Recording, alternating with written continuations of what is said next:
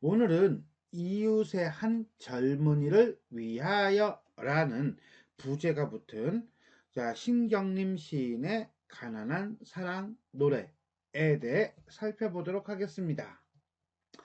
이웃의 한 젊은이를 위하여 라는 부제가 붙은 이 작품은 한 청년 노동자의 삶을 소재로 최소한의 인간적인 감정까지 버리고 살아야 하는 그들의 애환을 노래한 작품입니다. 가난하기 때문에 인간적 감정을 버릴 수밖에 없는 처지에 대한 안타까움과 이러한 상황을 조장하는 현실에 대한 비판 의식이 담겨 있습니다.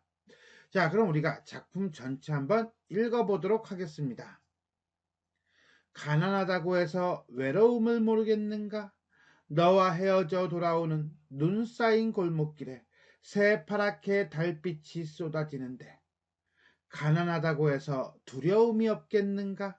두 점을 치는 소리, 방범대원의 호각 소리, 메밀묵사려 소리에 눈을 뜨면 멀리 육중한 기계 굴러가는 소리.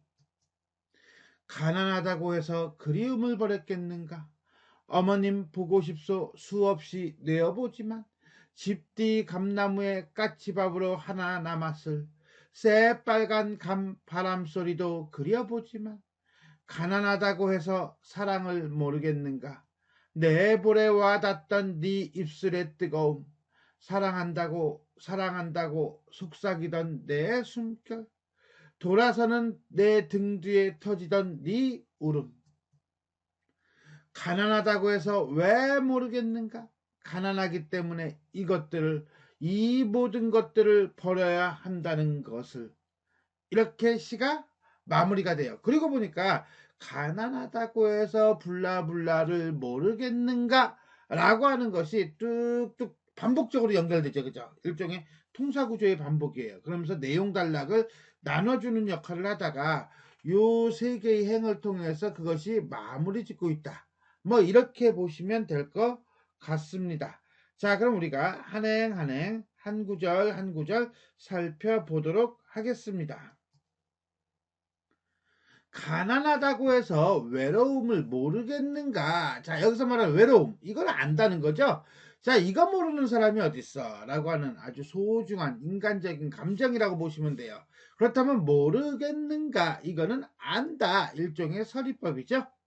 결국 요 가난하다고 해서 외로움을 모르겠는가? 인간적 감정의 소중함을 강조하고 있다.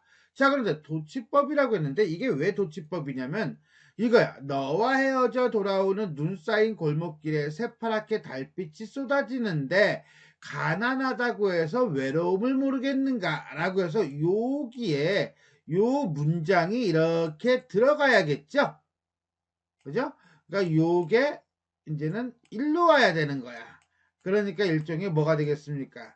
도치법을 통해서 외로움을 안다는 이것을 강조하고 있다. 이렇게 보시면 돼요. 너와 헤어져 돌아오는 일종의 시적 상황이고요. 눈 쌓인 골목길에 눈 쌓인 골목길 이거는 하얀색이겠다 그지 근데 새파랗게 달빛이 쏟아진대 이거는 파란색이겠다 그죠 결국 흰색과 파란색이 어떻습니까? 색채의 대비를 이루면서 일종의 외롭고 쓸쓸한 분위기를 조성하고 있다.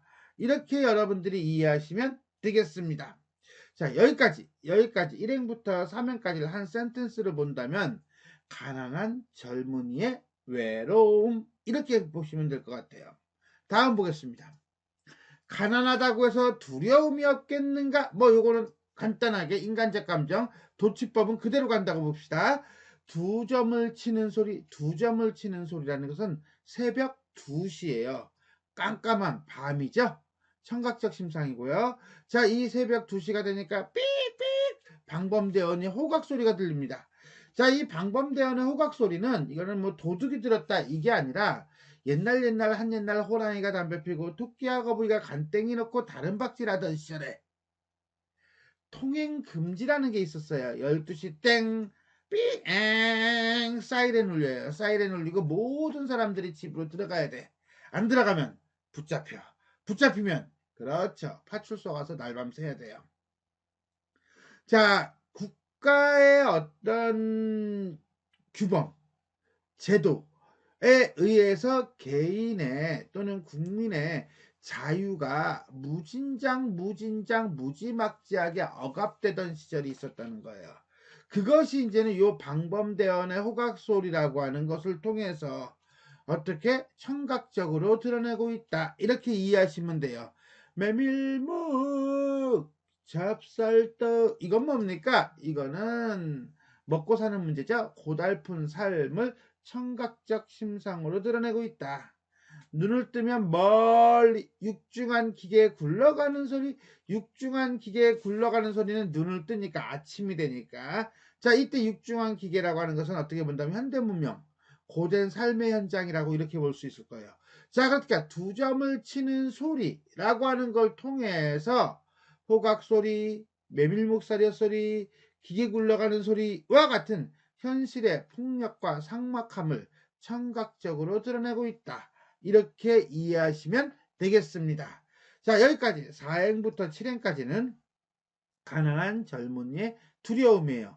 이 두려움은 왜 일어났어? 그렇죠. 이러한 소리들 때문에 일어난 거죠. 가난하다고 해서 그리움을 버렸겠는가? 버리지 않았다. 이 그리움이 바로 인간적 감정일 거고요. 어머님 보고 싶소. 수없이 내어보지만 이때 어머님이 그리움의 대상인가요?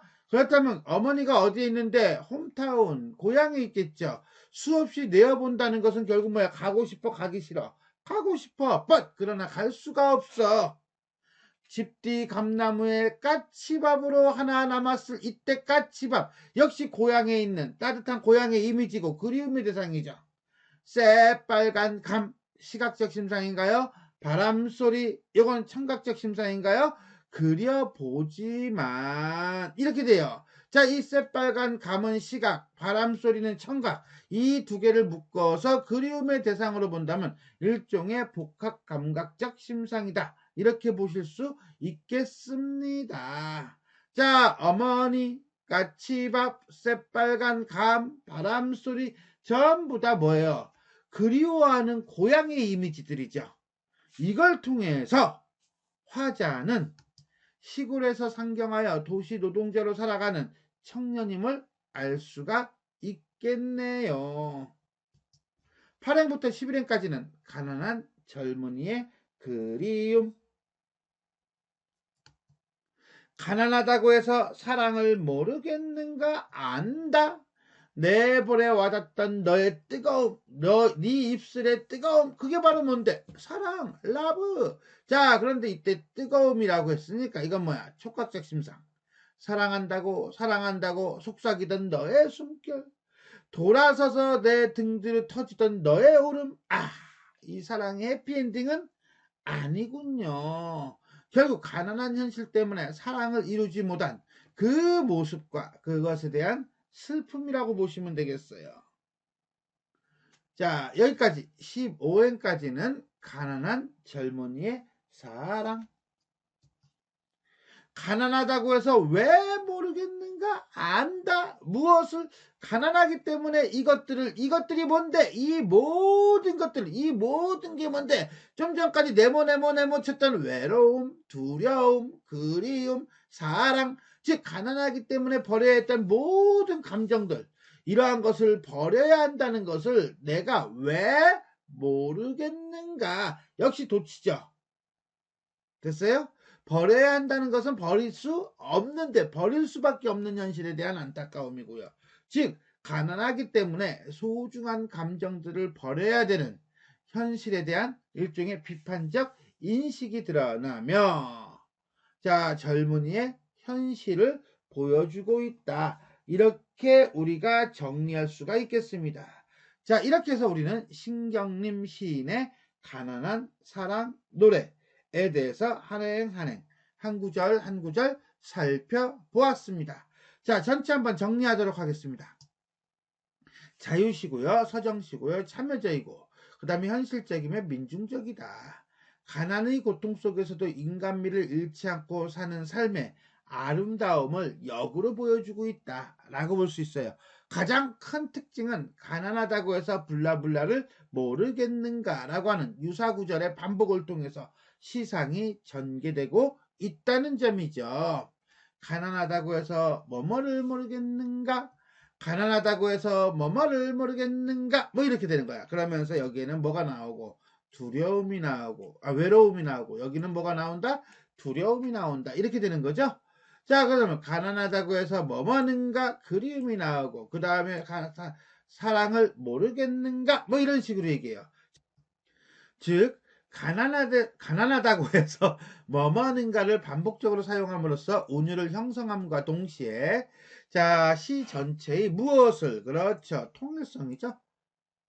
통사구조의 반복이 갖고 있는 가장 큰 특징 두 가지 운율 형성 그 다음에 통일성 이거를 부여하고 있다. 그리고 난 다음에 마지막엔 이렇게 바뀌어요. 그죠? 가난하다고 해서 왜 모르겠는가?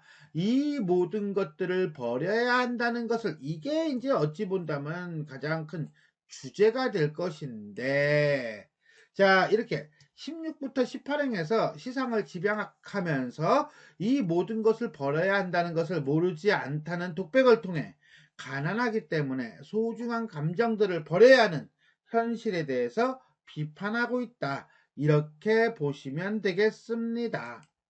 두 번째, 다양한 감각적 이미지와 서리, 도치법을 사용하고 있다.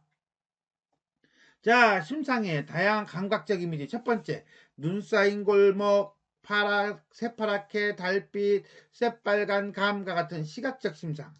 그 다음에 두 점 치는 소리, 방범대원의 호각 소리, 메밀묵사려 소리, 육중한 기계 굴러가는 소리, 바람 소리 같은 청각적 심상.